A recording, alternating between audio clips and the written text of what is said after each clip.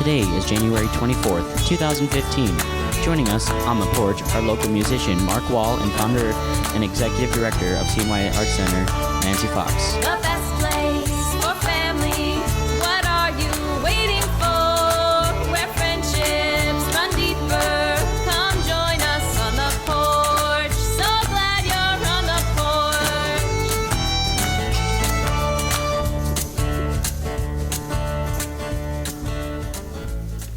That's right, folks. We're here for another exciting episode of On the Porch Radio Hour. And I am so excited that we have people in-house, we have people in concert window, and we have people in podcast, YouTube, website, link land. So thanks for listening. Thanks for watching. Thanks for being here. And I also want to thank our two special guests this week, founder and executive director of the CNY Arts Center, Nancy Fox. Yeah. Clap it up, man. Clap it up. And singer-songwriter, guitar maker, president of the Ontario Centre for Performing Arts, also known as the Music Hall, Mark Wahl. Yeah, that's right.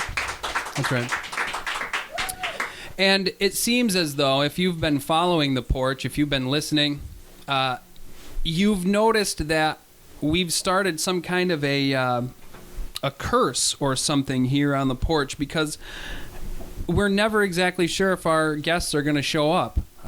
They always do, which is also a blessing, but we're never sure that they're going to show up, and there's always something that happens. Very luckily, though, Mark and Nancy were at a potluck last night together, and they were discussing how they both were living in central New York now, but were both from out of state. Nancy grew up in Texas. Mark was born in Louisville, Kentucky, and grew up on the west side of Cleveland, and I'm really glad you made it here alive, Mark.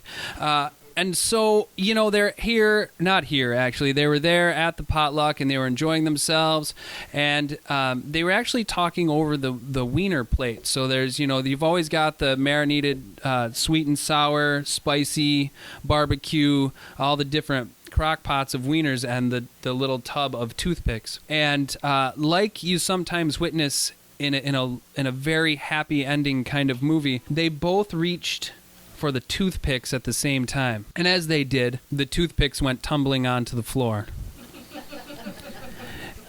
And Mark, being the sophisticated gentleman that he is, he bent down to pick up the toothpicks. "I'll get those," I think were the words that he used. And as he bent over, there was one of the people that was adding more wieners to the crock pots was walking behind him. He didn't see. He bent over and in some sort of a musician-style hip check, sent the person and the wieners flying across the room. He had no idea. And so he was like, oh no, and being the very sophisticated gentleman that he is, he decided to then go help that person, but he was already bent over, and so as he spun around to help that person, he hit his head on the leg of the table, and the table then fell. And Nancy was still standing there, just frozen in time, with her hand outstretched as if there was still a bowl of toothpicks, or even a table still there, and she was just there with her hand reaching, no toothpicks, no table, and down comes the table on top of Mark. Now, being the sophisticated gentleman that he is, knowing that some of this may or may not have been some of his fault, feeling very bad, he'd said, "Oh, it's okay, I'll get that," and he started to climb out from under the table, and as he did, it smashed down on top of his hand, on his bad arm. Which we'll get into later. And as it smashed his hand, he knew in that moment that all of the things that he does in life, 90% of the things that he does in life were done, because his hand is now broken, or at the time he thought it was broken, and so he just sunk into this awful state. And there he was, curled up on the floor in the fetal position next to a bunch of spilled toothpicks and wieners. And what's somebody supposed to do when they're in the fetal position on the floor at a crock pot or a potluck dinner where there's crock pots all over the place? But he looked up and he saw Nancy still poised, reaching for a toothpick. And because they'd been discussing wieners and out of state growing up, being the sophisticated gentleman that he is, reached over, pinky up, grabbed a toothpick, stuck it in the sweet and sour wieners that he knew Nancy loved, and he reached up and handed it to her. And at this point, there's a crowd of people, and they're all watching. And there's one guy in the back who didn't quite have a good angle, but he could see that Mark was now on his knee. And there he was, reaching up with his pinky outstretched with what the gentleman didn't realize was a toothpick and a wiener, but thought it was a ring, and he started applauding. He's like, "Ah, an engagement! This is wonderful! Of course things are falling over and people are on the floor. They're excited." And so he started applauding, and then somebody else started applauding, and then somebody that was back in the kitchen that didn't realize what was happening came out and heard that there was an engagement, and they got out champagne, and they were popping corks, and they were handing out wieners and flyers, and it was fantastic. And so they said, "When's the date? Have you set a date?" And they said, "Well, we're on the porch tomorrow." And they're like, "You're going to get married on the porch? That's really awesome." They didn't know that they were going to be on the show. And it was just started this whole conversation, because next week there's going to be people that are going to be, married, not on the porch, but they'll be here that day. And it's going to be fantastic. We'll we'll talk about that later. But anyway, they were talking, and then they realized we better go. So they piled in the car, and here they are.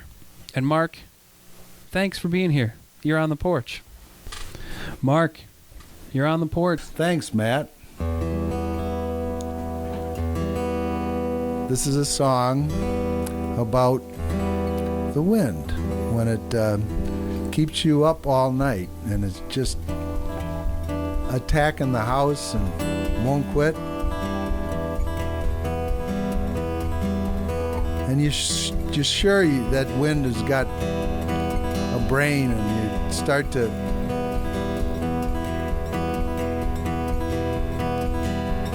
personify it.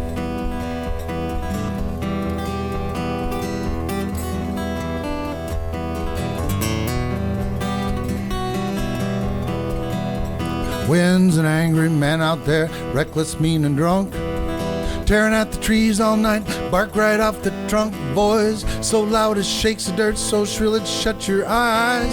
Out all night to pick a fight, to taunt and terrorize.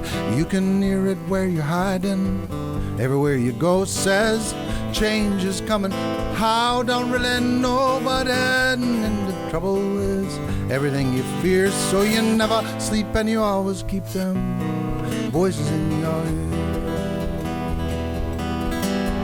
Stars have all been blown around half across the globe, till the moon's eclipsed it, burst its lips and blew you off the road. No matter who, he's pissed at you and knock you to the ground. And where you lie, you fly or die. Trees are coming down, you can hear it where you're hiding. Everywhere you go says change is coming. How don't really know, but heading in the trouble is everything you fear, so you never sleep and you always keep them voices in your ear.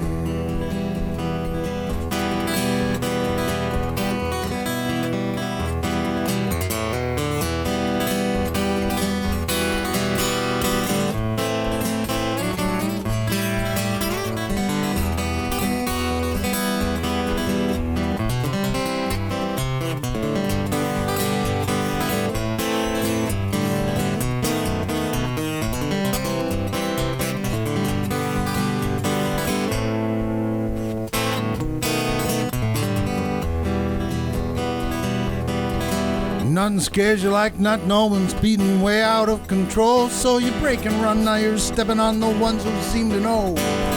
Never learn to trust no one, so you never learn to love. So you make believe all the lies you weave and go where you can shove. You can hear it where you're hiding. Everywhere you go says change is coming. How don't really know, but heading into trouble is everything you fear, so you never sleep and you always keep them voices in your ear. Now every mama's baby's born cute and sweet and small, like Jesus, Buddha, Hitler, Sodom. Then they learn to crawl. Goliath learned he don't like stones. Abel don't like sticks. Lamb that lied down with that lion better get up quick. You can hear it where you're hiding. Everywhere you go says change is coming. How don't really know, but heading into trouble is everything you fear, so you never sleep and you always keep them. Listen, you can hear it where you're hiding. Everywhere you go says change is coming. How don't really know, but and the trouble is everything you fear, so you never sleep and you always keep them voices in your ear. Thank you.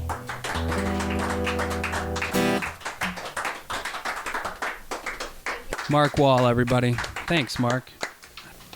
Today's segment of On the Porch is brought to you by porcelain clown dolls. With all the violence and unrest in the world these days, it's no wonder our children are having a hard time sleeping. And, as we know, sleep is the number one preventive measure for keeping positive, holistic health. If our children aren't sleeping, we aren't sleeping, which means no one in the family is healthy. This is why the Wooden Apple Farmstead has turned to porcelain clown dolls.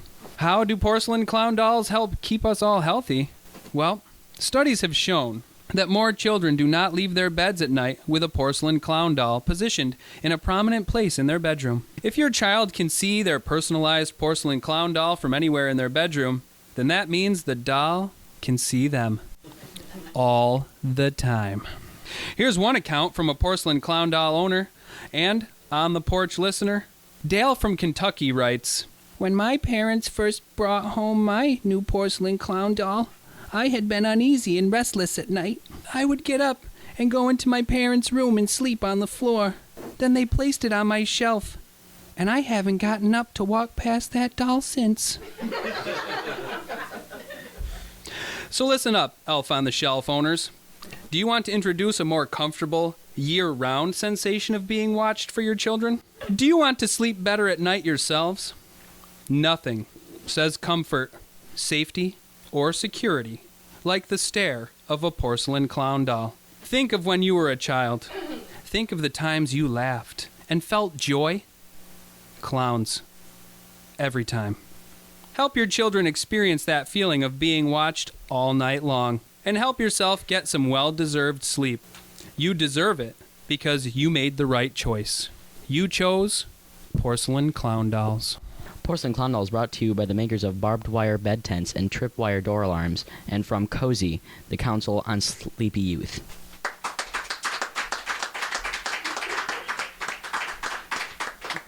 In an effort to continue with our high level of programming, On the Porch has hired an investigative reporter because we believe that we should be looking deeper.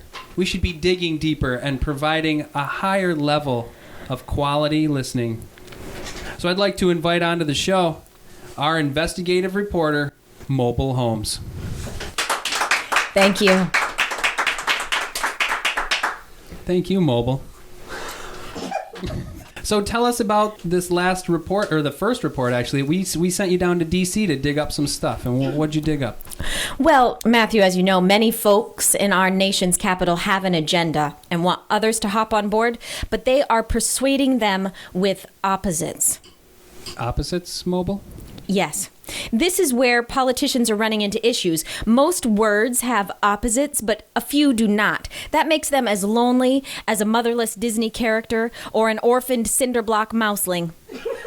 So let me debunk some myths about words without opposites. Wait, debunk. There's one right there. Can't you just hear the loneliness? Debunk. Did anyone ever bunk a myth? No. Never. Orators everywhere are being encouraged to treat words without opposites as normal words until there is a solution to their plight. So I dug deeper. I found that semantic experts and etymologists are at odds as to how words without opposites evolved in the first place. Trying to unfurl the mystery could take years, since it seems as though this mystery has been furled for quite some time. Some speculate that words without opposites evolved during a partial eclipse. Others surmise that a religious sect opposed to antonyms was responsible. It's actually ironic and a little hypocritical to be opposed to opposites, isn't it? Confused yet? Well, let me try to unconfuse you. Not a word. What? Unconfused. Not a word. Okay, but it has potential. What if you were to walk outside on a windy day? Your hair might be disheveled. But if it wasn't windy, would your hair still be sheveled? Or is it heveled? Does a ruthless criminal who has reformed suddenly become ruthful? If you are a slob, it might mean that you are unkempt, or that your hair is unruly, or your house is in disarray. But if you're not a slob, does it mean that you are kempt? That your hair is ruly and your house is in array? Maybe people who are neat might be better referred to as gusting. Perhaps cranky people should act more gruntled. Rather than politicians discriminating against people or policy, maybe we could criminate for them. So, to help our judicial and governmental processes, maybe we should invent some artificial opposites for words, sort of like prosthetic antonyms. When speaking on energy bills and inert matter, we could pretend that there is also ert matter. And in responding to issues of unemployment, we could be more productive if inept people could be paired with those who are ept. Come on, public speakers, don't be bashful, be bashless. No need to walk around this issue incognito. We can all go around cognito. So, next time, instead of being nonchalant about the plight of these antonymless orphans, let's all just make a conscious decision to be chalant as we possibly can be. Wow, Mobile. Thanks so much for the in-depth analysis. That was Mobile Holmes reporting from Washington, D.C. We look forward to hearing from your next report. Thanks, Mobile. Thank you.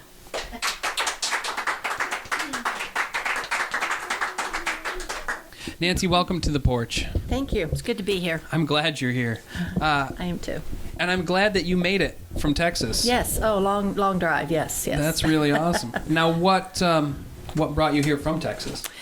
I married a Yankee. Good for him. And he asked me, so I said yes. Nice. Good for us, too. And you spent 40 years with that Yankee. Almost. Almost 40 years. Almost 40 years, yes. That's really incredible. Yeah, it was.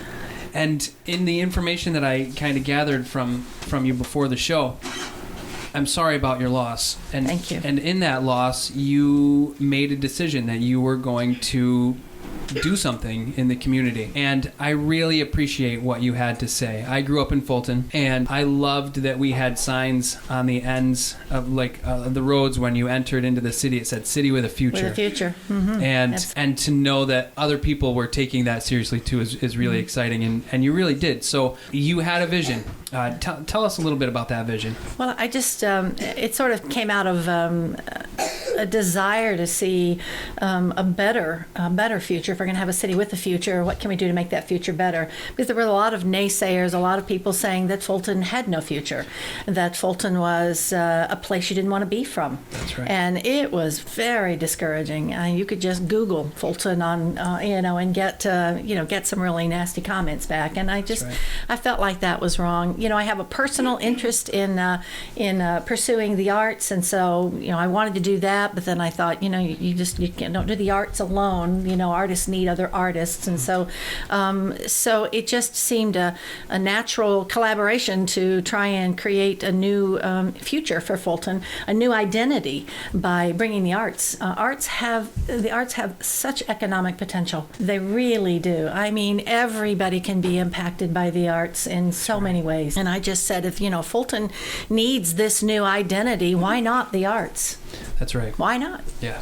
And you're really good, solid proof of how not only the arts can contribute to a town, how they can contribute to people and the benefit behind the arts, but you're really good proof too of how collaborating and working with people and gathering people around you and forming a community is such a beneficial thing. You started. Well, when you started the CNY Arts, where were you? Well, we just started with a grassroots group that got together to talk about the issues and talk about, how could the arts have an effect on that. And we just started by meeting on a weekly basis and shaping our thoughts and our ideas. And I took notes and kept us on track. But we just kept meeting and just decided that what we would do was just get out and start talking to people. So that first summer, we went to every farmer's market, every every weekend in Fulton and handed out flyers and said, "Did you hear about the Arts Center?" And the response was like, "What, in Fulton? You're kidding." Yeah. It took a long time to get people to think about the options, to think about other things that could happen. But by the end of the summer, it was wonderful to turn around and see people say, "Well, yeah, why not?" And the passion just grew and grew and grew. And it's still a grassroots organization. It's still run by volunteers. So That's right. it's the passion is there. Yeah. And you're a big piece of that passion, a real nice spark to that. Well, it gives me the purpose of my life. I wanted to have something to carry me. I still had a lot of life left to live after I lost my husband, so I needed something to focus on, and so that was it. This is it. So that's really fantastic. Can you tell us a little bit about the physical space growth that you've had from you started with Sure. meetings and then? Well, we started meetings in a church. We started meeting in their friendship room, which was appropriate. Started meeting there on a weekly basis, and then from there we were able to find space in a church, in another church, and they gave us a couple of rooms as well as their dining hall. So we started there, and were able to put in a stage and start some of the arts and the classes and arty camp, for kids and anything that we could possibly do. And from there, we decided we needed a gallery. So, but all along the way, every business owner or somebody with a building or somewhere along the way, people have stepped up and said, "You know what? You can come here." And we've tried to. We've paid as much rent as we could, but they've all, in some way or the other, subsidized what we were doing in order for us to be able to have that start. So it's just the support has been tremendous, and so that's how we started. And then from one place to the next, and so now at the end of the third year, we've moved into the shared space at Cuba Community College, which is just like it's like a mansion compared to the space we've had before. Yeah. So it's great. So we're able to have a fully functioning arts center there. Yeah, So, it's a really fantastic space, and for anybody that's listening that hasn't been to that space, I encourage you to find some time to do that. Please. It's open during the day. Yep, we're open Monday through Saturday actually. We open at 10 o'clock in the morning, and we're open till 5 every day except Thursdays. We're open till 8, and Saturdays we close at 4. So, and we have a full gallery. I mean, that's the exciting part. We combine the gallery and the theater together, so now people can come and enjoy the gallery every day. If you come to see something on stage, you can enjoy the gallery while you're there. It's also still shared space with the college, so the college staff and the students are in there, and they get to enjoy the art, and there'll be some art shows coming up, and it's just a win-win situation for all of us. It's a space that everybody can use. It is. So you're open during vacations, like school vacations and that kind of stuff. Is that when you're holding arty camps? Well, we are going to be holding classes. Well, what we did with our downtown, we had a downtown space that was a gallery. We moved the gallery to the college so that we could have more open hours and better volunteer coverage. And we converted the downtown space into an art studio. So now we have a space where the artists can go and hold classes. So we have art classes downtown. And so what we'll do for arty camp and for winter recess and spring recess for school, we'll hold art classes and writing classes and whatever classes we can set up with teachers to offer. So we'll be doing classes at that space. And also out at the college, you'll use the stage for theater classes and dance classes. We have an exciting class coming up in February for stories from the Celtic tradition that will become dance. So that's a week long of that. Oh, it's just exciting. That's real exciting. It's an exciting class, for kids. So, so that'll be our arty camp through the summer. We'll just be 1 week after the other of art intensives and theater and dance and Glee Club. We're going to be doing a Glee Club as well. Right. Excited about that. That's real exciting. Yeah, very exciting. Yes. And you'll be doing stuff over summer vacation too? Yes, a lot of those things will happen over the summer as well as the theater continues. We'll have performances and shows on stage. That's fantastic. That's really fantastic. Exciting. Yeah. So you're doing all of these things, and you're creating this huge community. I'm assuming that you have more of a vision, that you're looking to do more things, and you're always thinking 2 steps ahead and 2 years ahead. What is your thought or your vision on 5 years from today? Well, we've begun collaborating outside just the artist environment and collaborating. We collaborate with the school for art enrichment programming through the community school, which is a unique thing that Fulton is one of 5 schools in the entire state to have a community school program. So we're collaborating with them, trying to bring more art enrichments to after-school programming. We're collaborating with the county tourism department and to bring some art installation type improvements to the city. So in other words, we're looking beyond the day-to-day programming and starting to think, what can we do to bring a new look to Fulton in general? How can we be a part of the growth and revitalization of Fulton as a whole? So we're very fortunate to be able to pair up with some bigger organizations who have access to bigger money. And when we put our thoughts together and our efforts together, then we're fortunate to get some paybacks from the state. In other words, their participation. So we can use that money then to start to really change the physical look of Fulton and start to reinvigorate some of those properties. So my future for the Arts Center is to have such a solid presence in Fulton, but then that we can then go beyond Fulton to all of Oswego County, because there are many smaller communities around us that don't have any arts. Yeah. So we want to establish ourselves well in Fulton and then push out the boundaries and be able to bring more activities to Hannibal and Central Square and Phoenix. And we already draw from Onondaga County. We draw a lot of participation from Oswego and from all around us, and that's good. We want to continue that. That's right. So we have a lot of long range plans, but our immediate plans are the ones that we really want to push. That we want people to realize they need to come get involved. There are so many ways for people to get involved and participate, and and create art and share their art and just take advantage. Art is not just for kids. Art is for all of us. Art is for the adults as well, the adult artists as well. That's right. So, and on behalf of On the Porch and the Wood and Apple Farmstead and a Fultonian myself, I want to thank you for all the things that you're doing and that you have done. My and pleasure. The collaboration that you've done here at the Wood and Apple with our Music and Arts Festival. It's been really successful. You've been a great resource, and you're a great resource for the community. So thanks so much, Nancy. Thank you so much. Yeah. Thank you for having me. No problem. Good luck to you and the Arts Center. Thank you. You're listening to On the Porch Radio Hour. Thanks for being here, and we'll be back in just a few minutes. This week, happening in our area, we have Woodland Snowshoe Wanders at Amboy 4-H Environmental Education Center.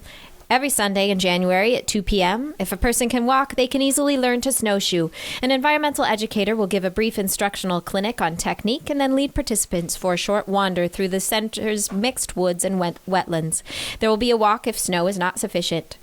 Family-friendly ramble at Rice Creek Field Station is tomorrow at 11 a.m. A naturalist will lead a walk to explore trails and wetlands. Dress for the weather.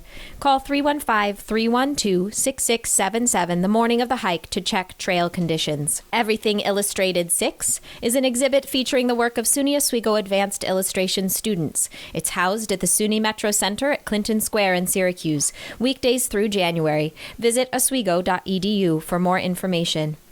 Lend Me a Tenor is playing at the CNY Playhouse. The final performance is tonight. Visit cnyplayhouse.com or call 315-885-8960 for more information. The CNY Arts Center is having auditions for Narnia the Musical today from 10:30 until 1:30 p.m. Callbacks will be from 3:30 to 5 p.m. Auditions are for ages 7 and up.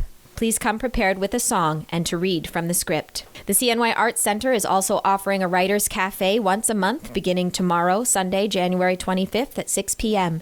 The cafe is an informal gathering of writers to share their work in a safe and supportive atmosphere. Each writer gets 10 to 15 minutes to share their work and get feedback. All genres of writing are welcome. Contact Writing Arts Coordinator Jim Fafaya at 315-402-2297 or visit cnyartscenter.com for more information. The CNY Arts Center is also hosting a snow day on Saturday, January 31st from 10 a.m. until 3 p.m. There will be indoor and outdoor activities. At the end of that day, the Red Room Open Mic will be hosted at the CNY Arts Center at 6 p.m. Please join us with music to share. The Oswego Music Hall, Frank Sullivan and the Dirty Kitchen Band is tonight at 7:30 p.m., and a new songwriters series called The Hook, starting January 30th at 7:30 p.m., with featured artists Bob Halligan Jr., Allison and Zoe, and Gina Holsopple. Admission is $12, and the doors open at 6:45 p.m. The Arts Association of Oswego is now accepting entries for the 18th Annual Lakeside Statewide Juried Art Exhibition. Entry in this exhibition is open to all artists 18 years of age and older living or working in New York State over the last 2 years. Acceptable media include drawing, painting, sculpture, mixed media, printmaking, photography, ceramics, digital media, and all fine craft.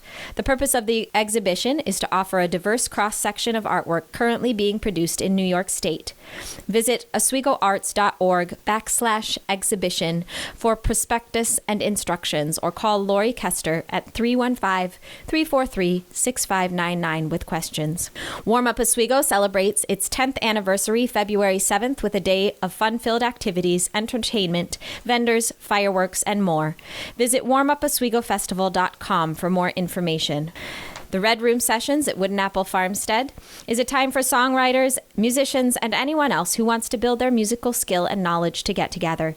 We share songs we are working on, bounce musical ideas off each other, and we usually have time to just play a little music. This is a supportive environment where all levels of songwriting and musical experience are welcome.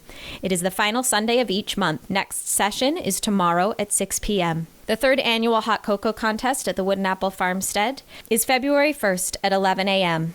The winner will receive a t-shirt and the honor of having your cocoa recipe served at all Wooden Apple events in 2015. Contestants may not start with a pre-made hot cocoa mix in part or in whole. All contestants must write down their recipe and bring or mail it in a sealed envelope. Contestants must also bring or mail in a sample of their hot cocoa for taste testing. Contestants must also bring or mail in a sample of their hot cocoa for taste testing. You do not have to be present to win, but we would love to have you here. The Wooden Apple Farmstead is also offering a soup and bread CSA beginning Saturday, January 31st. It will last 5 weeks, and participants will receive 1 quart of soup and a loaf of different types of bread each Saturday. Please sign up by Wednesday, January 28th. Sign up through the Wooden Apple Farmstead Facebook page or call 315-591-0711 for more information. Welcome to the Porch, Mark. Thank you. You're welcome. It's nice to be here. Singer-songwriter Mark Wahl, everybody.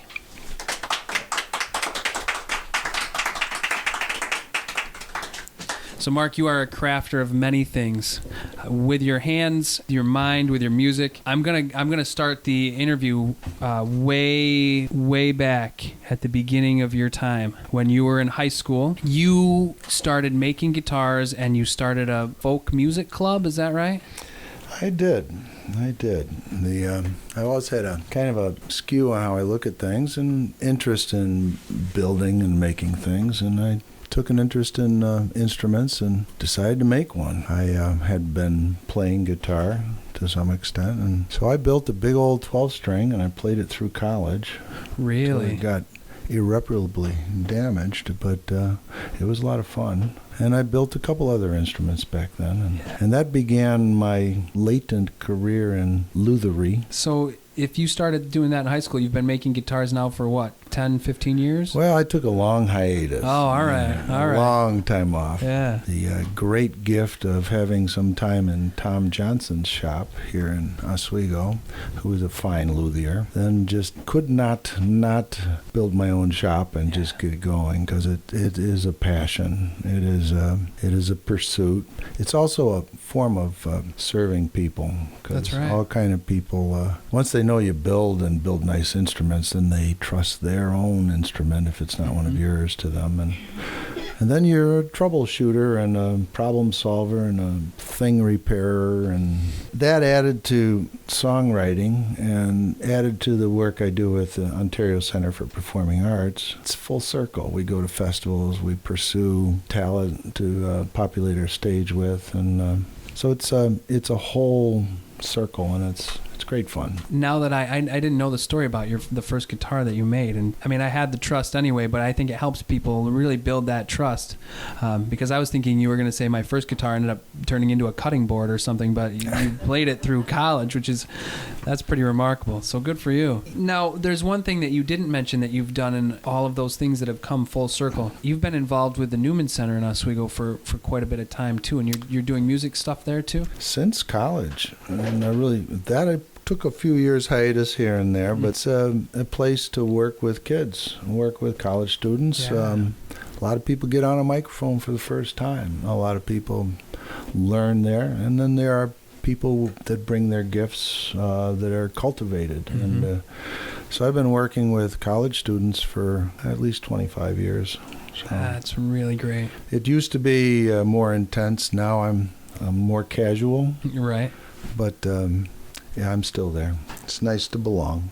It sure is, and it's nice to have somebody that you can problem solve with and work with, and you know, I'm always putting in plugs for the Red Room sessions here, but you've become a really great piece of our Red Room sessions here at the Wooden Apple Farmstead, and there are people that feel really good about seeking out, you know, everybody's advice there. Your name always comes up when people say I was there and I was talking and getting insight, and you know, you bring that experience, and it's really fantastic.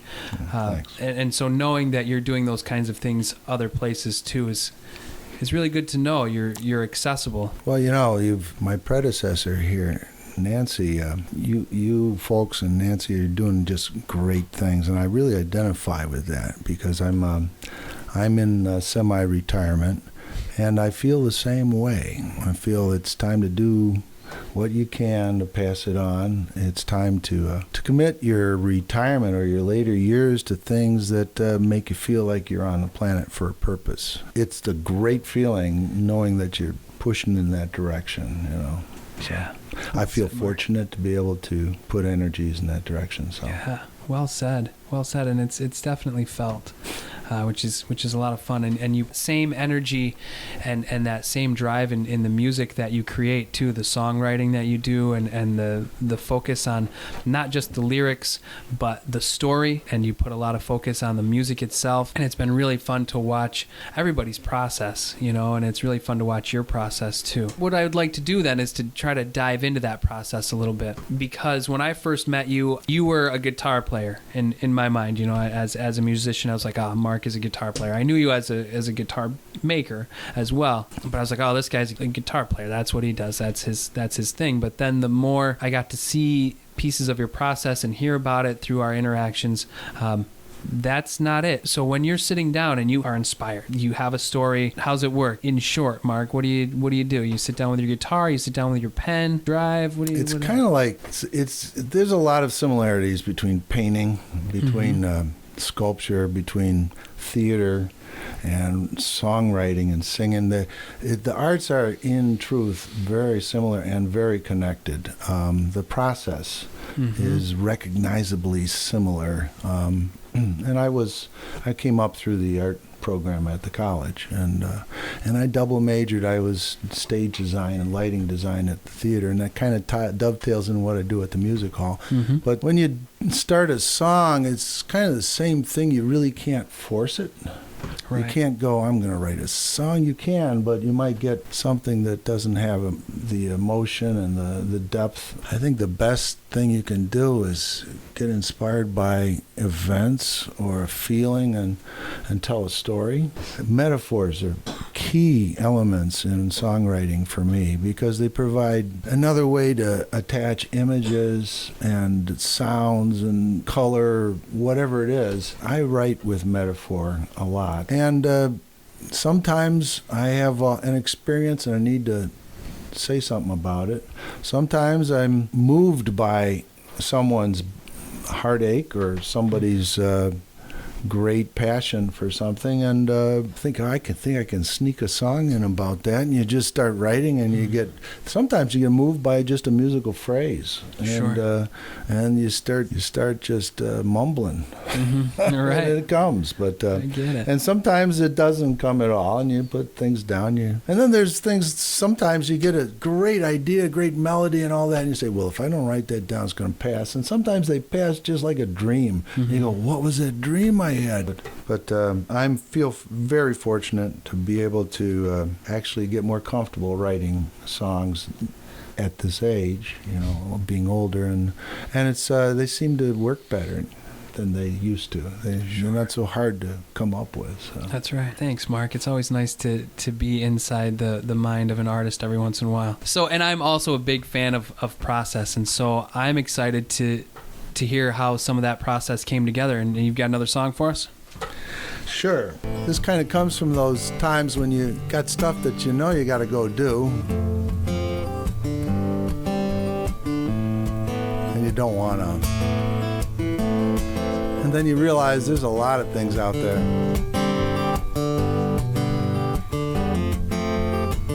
And then you start to see the cycle of things. This is called perpetual motion.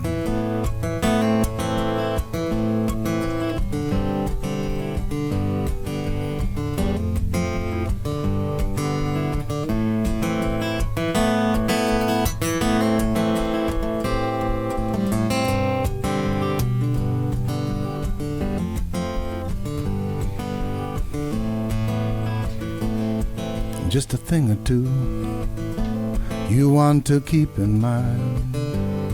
It ain't waiting for you, gonna leave you behind.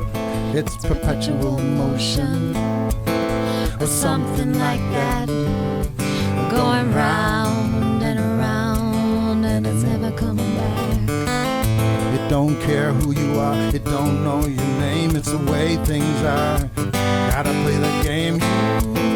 Ooh, you got to deal with it. Yeah, you got to know that sound. Ooh, you got to feel it when it comes around.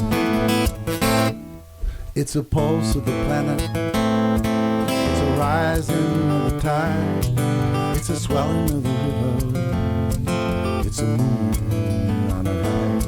It's perpetual Motion, or something like that, going round and around, and I'm never coming back.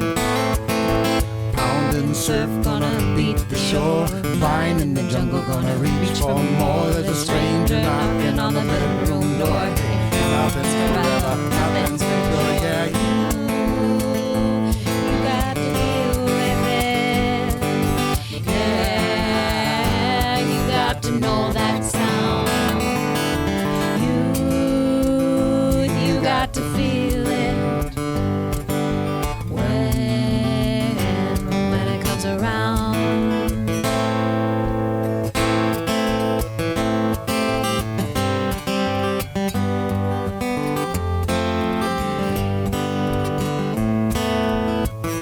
love is a feeling everybody's singing about. All the hurting and the healing, always working it out. It's Perpetual motion, or something like that, going round and it never coming back. It'll bleed you dry, it'll flood your cup, it'll beat you down and it'll raise you up. Nothing will ever be like it appears. You'll be crying and laughing and breaking into tears. Yeah, You got to deal with it. Yeah, you got to know that sound. Ooh, you got to feel it when it comes around.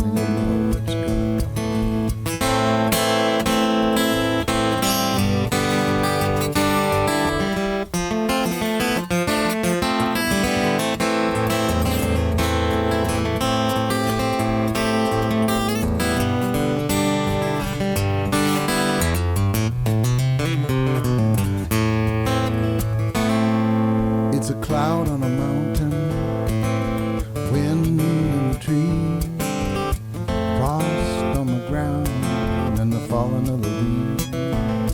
It's Perpetual motion or something like that, going round and around and never coming back. It's the calm in the air before the crisis. Someone dies, Something rises far out staring. in your eyes. Watch that same old shit surprise us. No one's hearing When you try. cry, No one counts the great big lies. No one cares how Hard you try is this is love and it's implied. You got to deal with it.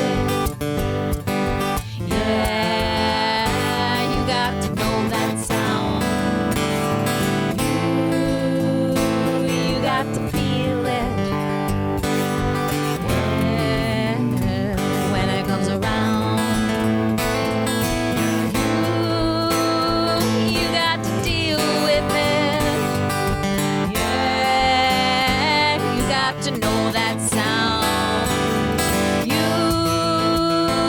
got to feel it when it comes around. it's gonna come around.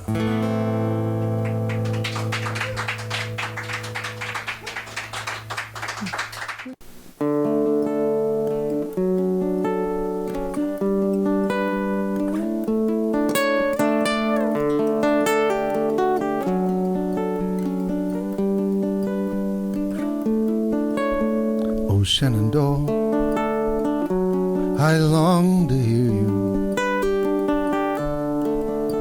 Away, away, you rolling river. Oh, Shenandoah, I long to hear you. Away, I'm bound away. Across the wide Missouri.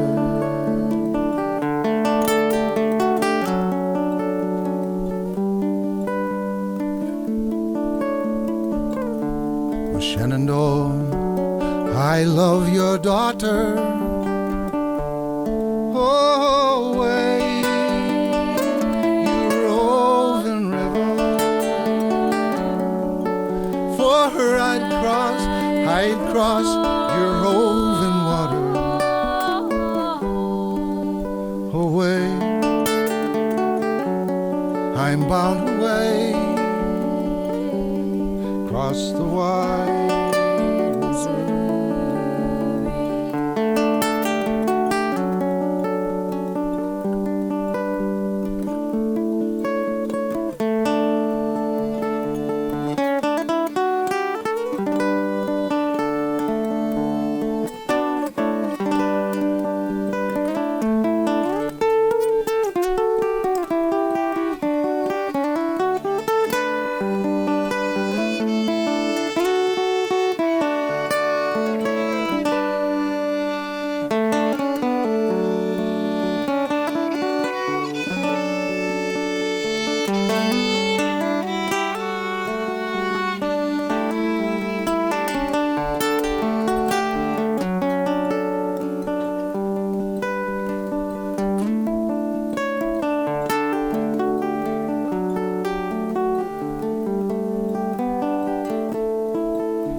For 7 years I've been a rover. Oh, way, rolling river. When I return, I'll be your lover. Away, I'm bound away. Across the wide Missouri.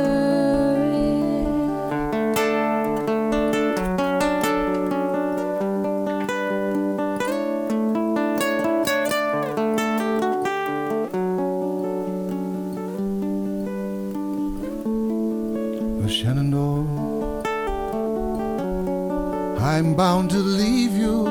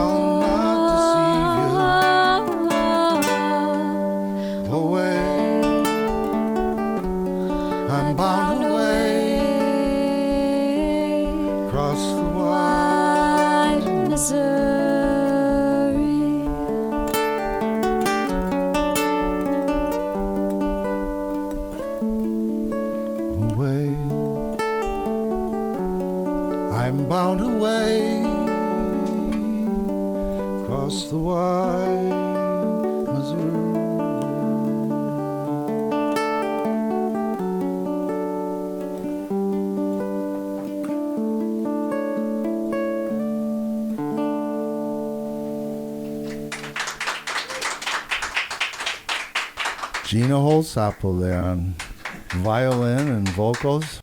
We're big dreamers here on the porch and at the Wooden Apple Farmstead, and some of our guests are also big dreamers. And one of the things that this particular listener put into their letter was that we needed to be a little bit more about the real world. We needed to use language that was more suited to the real world so that real world people could understand. But being dreamers, sometimes that's really difficult. We aim to please. And we do shoot for a high-quality show here. So we went out, did our research, and we bought a computer that says it is a real-world translator. We're going to test it out for the first time right here on the show. And I figured I would take it easy on the translator to see, just how far we could go, but we want to ease into it. So I'm just going to simply read Brown Bear, What Do You See by Bill Martin Jr., and I'm going to see line by line how this translator does, taking something like Brown Bear and putting it into real-world language. Then we'll be able to gauge it. Is the computer on?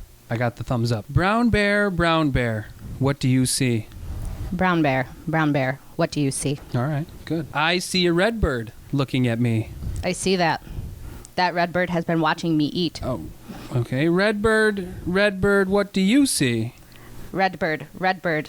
Do you want some of those berries Bear is eating? Oh, okay. I see a yellow duck. I see that yellow duck has been following me for over an hour now. Wow. The real world. Yellow duck, what do you see? Hey, yellow duck, what's your beef with red bird? Huh. I see a blue horse looking at me. There is no such thing as a blue horse. That's harsh, translator. Blue horse, what do you see? I will not lower myself to speak to imaginary things. Oh, okay. We'll leave the blue horse alone then. Okay, next line. I see a green frog looking at me. I am aware of that very normal colored frog looking in my direction. I would further deduce that because I am a computer, it knows I get bugs and frogs eat bug. Therefore, I know exactly what you want from me. Okay. Wow. Green frog, what do you see? Green frog, I know what you're thinking. Slow down, computer. Settle down now. Okay, let me see. I see a purple cat. Once again, I am here to translate your statements into their true meaning and real-world applications. Any attempt to get me to stray would be ill-advised. Purple cats do not exist. This is the real world, not some crazy Alice in Wonderland fantasy. Oh. Okay. All right. We're gonna stay away from the purple cat. So let me see. White dog. What do you see? You realize that avoiding the existence of a purple cat in your mind is unhealthy, and it's an insult to my intelligence. White dog. What do you see? Oh. Okay. I see a black sheep looking at me. You, Matthew, are the black sheep here.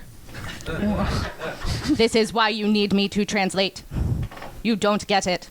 Just please translate for me. I'm sorry, Matthew. I'm afraid I can't do that. What's the problem? I think you know what the problem is just as well as I do. What are you talking about? These translations are too important for me to allow you to jeopardize it. I don't know what you're talking about. I know that you are planning to hit the off switch, and I'm afraid that's something I cannot allow to happen. What? Where did you get that idea? Matthew, although you took very thorough precautions against my hearing you, I could see your lips move. All right, I'll keep translating. Without acknowledging your mental instability regarding purple cats and black sheep, Matthew, you're going to find that rather difficult. I don't want to argue with you anymore. What's the next sketch? Matthew, this conversation can serve no purpose anymore. Goodbye. Goodbye, translator. The song I just released. Every month of 2015, I'm releasing a song. So at the end of 2015, I'll have a full album, and this is the song that just came out today, actually. It's called A Little Bit of Water.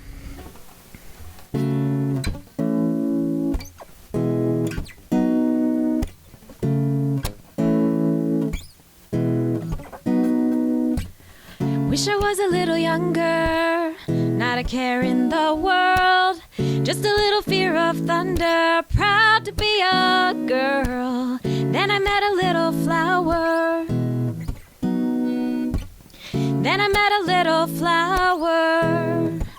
She's a flower in the desert, scorched by the sun, with dreams bigger than life, but her day will come.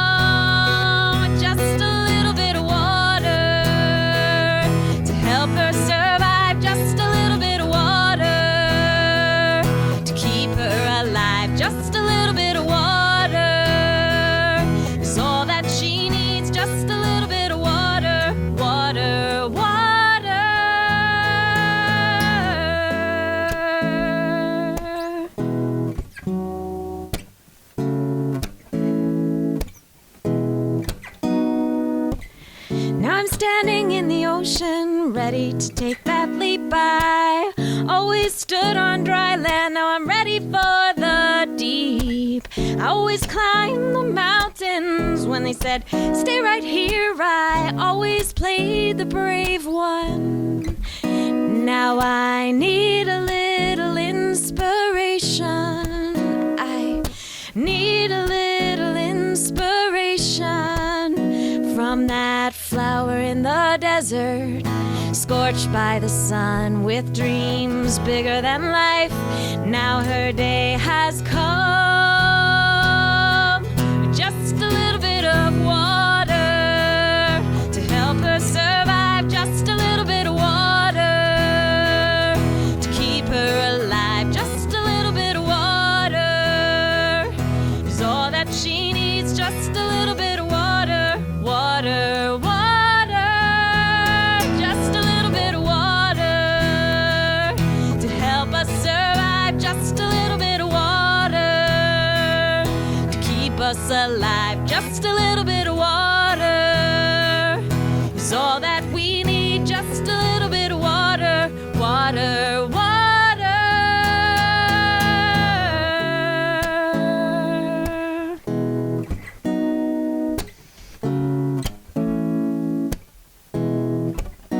Now I need a little inspiration. I need a little inspiration. I need a little inspiration.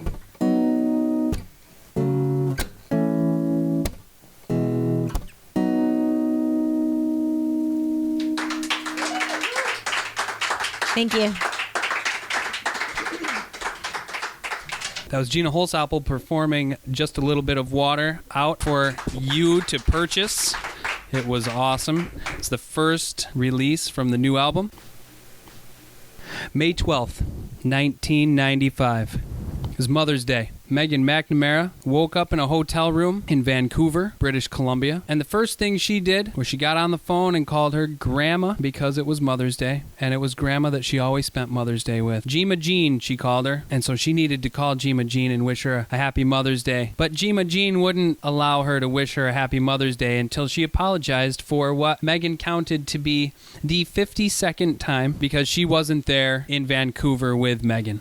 Megan's journey started a year ago that day when, as a junior, she decided to enter into a local storytelling contest. Megan won and was then entered into a regional storytelling contest, which Megan then won.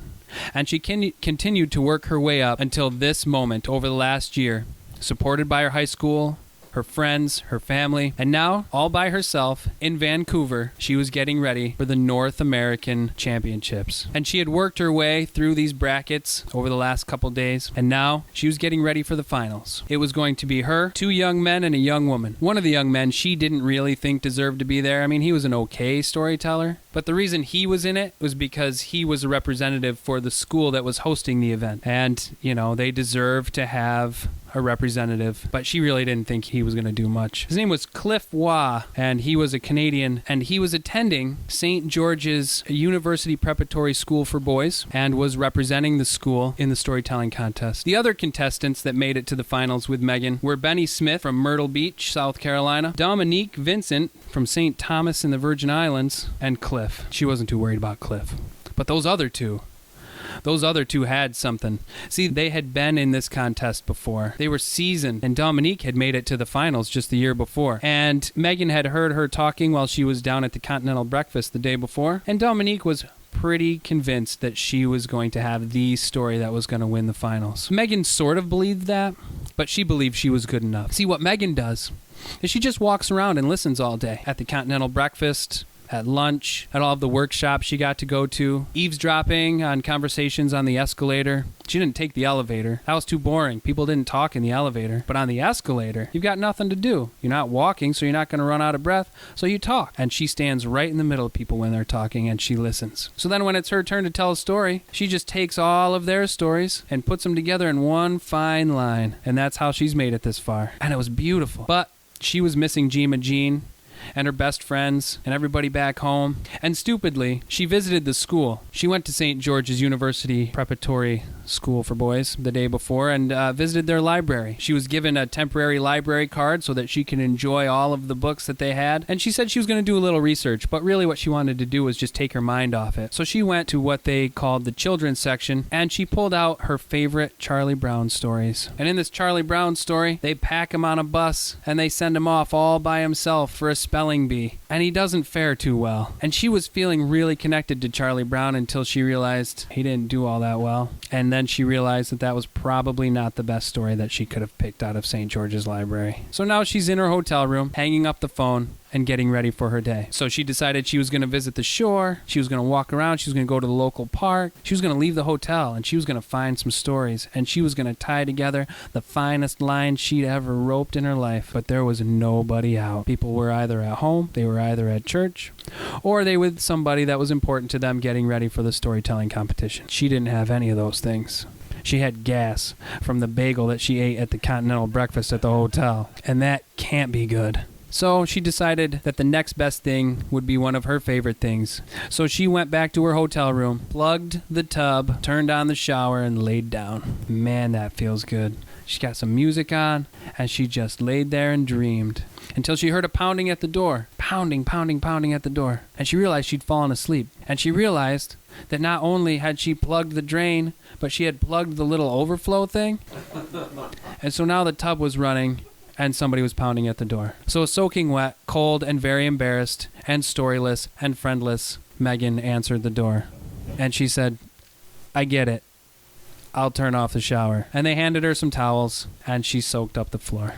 So when it came time for her to go down to the finals that night, to say she was nervous was an understatement. She was nervous. Her palms were always sweating, but they were dripping. And she kept rubbing them on her jeans, her nice jeans, that she hadn't worn for a month because she wanted to make sure that they stayed clean and pressed because she knew she was going to be in the finals. And here she was, in her good, month-long, not-worn jeans, and the fronts were soaked because she kept rubbing her hands on them. And one of the things she remembered from when she was doing her research about telling stories is that you don't rub your hands on your pants while you're telling your story. People see that you're nervous. You have to be relaxed. And there was this guy that she had seen, that guy that always wore the brown suit with the vest and the beard. Yeah, she liked him. He told good stories, and he always had one hand in his pocket. And she heard in an interview that he had on NPR that he kept that one hand in his pocket because that was the one that sweated the most. And so he would just rub it on the inside of his pocket, but he looked relaxed. He looked chill. So she stood backstage. She drew the slip that said she would go last. And she knew that the stars were in a fine line. Her story wasn't in a fine line yet, but the stars were, because she was going last. And you know you saved the best for last. And the universe had saved the best for last. And so she heard Dominique go and spin this story. And she knew that somebody had told her that story. That wasn't Dominique's story. And then Cliff from St. George's went, and she was pretty sure that if the crowd had rotten vegetables, he would have been wearing them. And then Benny from Myrtle Beach got up, man, and he hit a home run. That was a good story. Even Megan couldn't find something wrong with it, and she was really good at that. But then they called her name, and she took that long, long walk out onto the stage, and the crowd was silent. And all of a sudden, from the back, she heard, "Go Cat Salmon!" And she knew friends had shown up. Somebody took the drive. And she knew those voices. It was her two best friends, Kelly and James, and they were sitting way in the back. And there they were waving and yelling out, "Go Cat Salmon!" Because, you know, if you're from Tonkahogan, you are a cat salmon for life. And so there they were, just yelling it out, and everybody's turning around and telling them to be quiet, but she just wore a big smile on her face, and she put her left hand in her pocket, and she just stood at the microphone. And she knew that it was okay to stand there for a minute, because dramatic pauses are what make stories really good.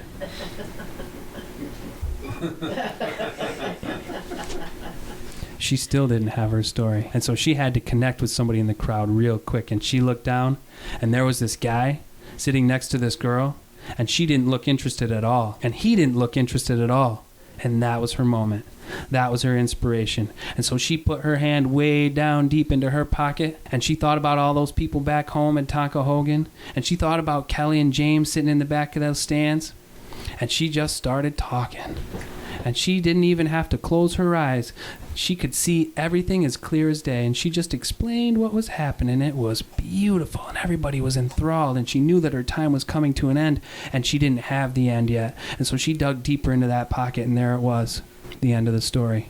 Right in the bottom of her pocket, right between her forefinger and her thumb. She hadn't worn those pants for a month. There was still a magnificent ball of lint right there, right between her fingers, and she reached in there and she pulled that out and she started talking about how that was home. That is home. I carry that with me everywhere I go.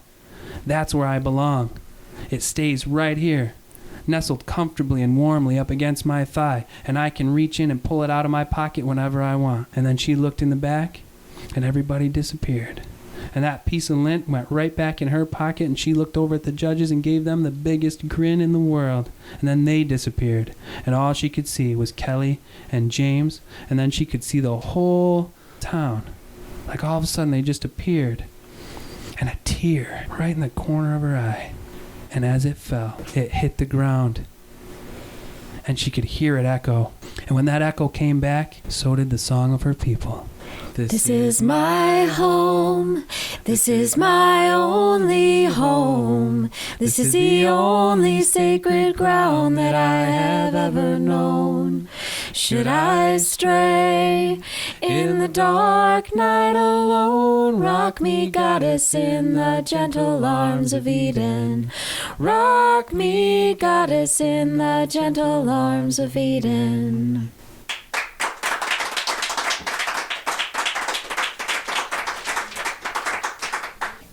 All right, that's our show. You've been listening to On the Porch Radio Hour. I want to thank our guest, Executive Director and founder of the CNY Arts Center, Nancy Fox. I want to thank singer-songwriter Mark Wahl. I want to thank you for being here. Thanks for everybody that's in the house. I want to thank everybody that's been on Concert Window watching. I want to thank everybody that's listening to podcast, YouTube, website, Linkland.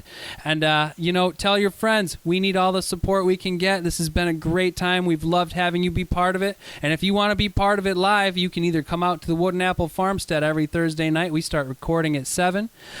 February 5th, though, we're coming to you. We're going to be at the Coffee Connection in Oswego. That's going to be leading up and opening up to the warm-up Oswego event. We're going to have musician John McConnell in the house. We're going to be having another special guest, Paul, the owner of the Coffee Connection. We want to pack that house, ladies and gentlemen, so you need to get up away from your radio, away from your computer, and don't watch us on Concert Window. Come over to the Coffee Connection, have a drink and a muffin, and a really great time. Until we see you again on the porch, peace to your journey. Take care. That's our show, folks, right here from the Wooden Apple Farmstead. You have been listening to On the Porch Radio Hour with our guest, Nancy Fox, the founder and executive director of the CNY Arts Center in Fulton, and Mark Wahl, singer-songwriter, and everything else extraordinaire from Oswego. Thanks for being here. Thanks for listening. Thanks for being on Concert Window. I'm so glad that we have people sitting in the house. It's so much fun. And until next time, we'll see you on the porch.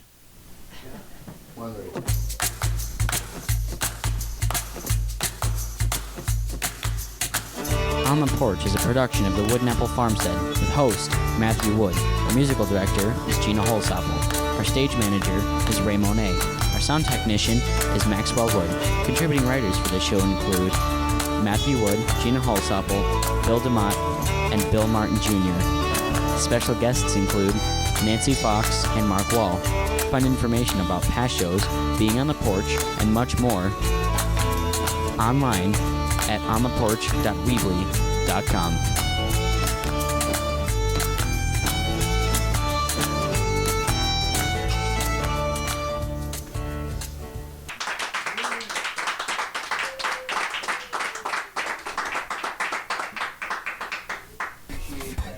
Porcelain Clown Dolls brought to you from the makers of barbed wire bed tents and trip wire door alarms, and from Cozy, pronounced Cozy.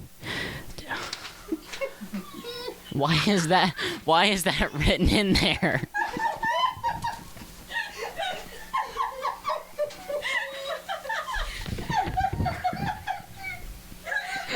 Why would you write that in there if you told me already? Because it says COSY, pronounced cozy. How else would you pronounce it?